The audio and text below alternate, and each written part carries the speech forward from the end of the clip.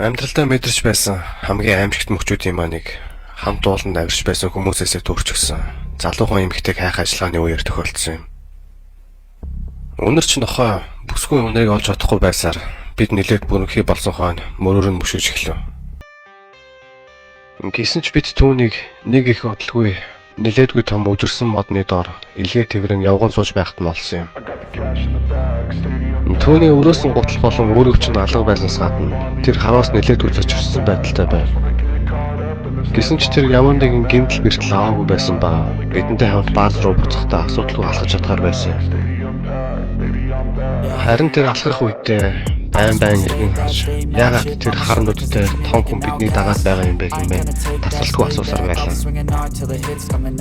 Ойр орчимд ямар ч хүн харагдахгүй байсан тул бид зүгээр л түүнд ямар нэгэн шокны шимж тэмдэг илэрч байна хэмээн таамагласан.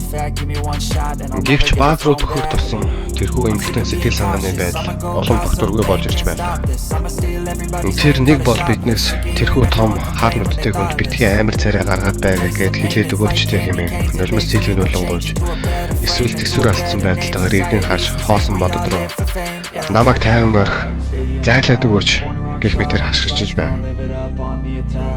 Бүсгүй тэр хүнтэй хамт явмааргүй байгаа. Мөн намайг түн битгий өгөөрэй гэх мэтийн зүйлс тасралтгүй ботонсаар л байсан юм. Бид арай гэж бүсгүйг тайвшруулсан цааш аялахад бэлэн болсон ч бидний хөдөлгөтөд зэрэгцсэн хачин чимээ бидний тал бүрээс гарч эхлэхийг бүгд сонсож бага зэрэг хайц татчихвүлээ.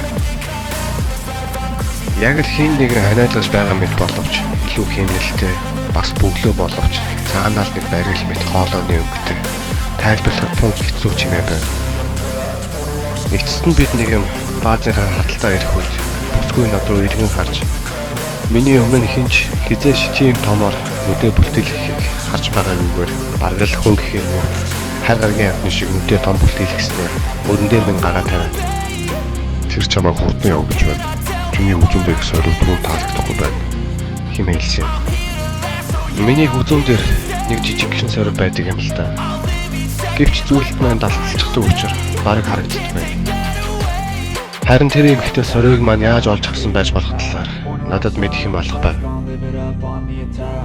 Харин бүсгүй надад тэрхүү хачин зүйл хэлсний дөнгөж дараагаар яг ард маань нөгөө хачин ханиалгах мэт бөглөө чимээ дуулдаж би золтой логл хараагаад гүйчихээгүй.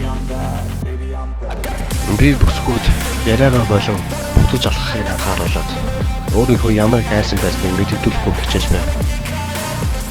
Ямар ч тач тэр шин тэрхүү хачин газрыг орхион бааз дээрээ буцаж ирсэндээ үгээр хэлхийн аргагүй баярлж байж билээ.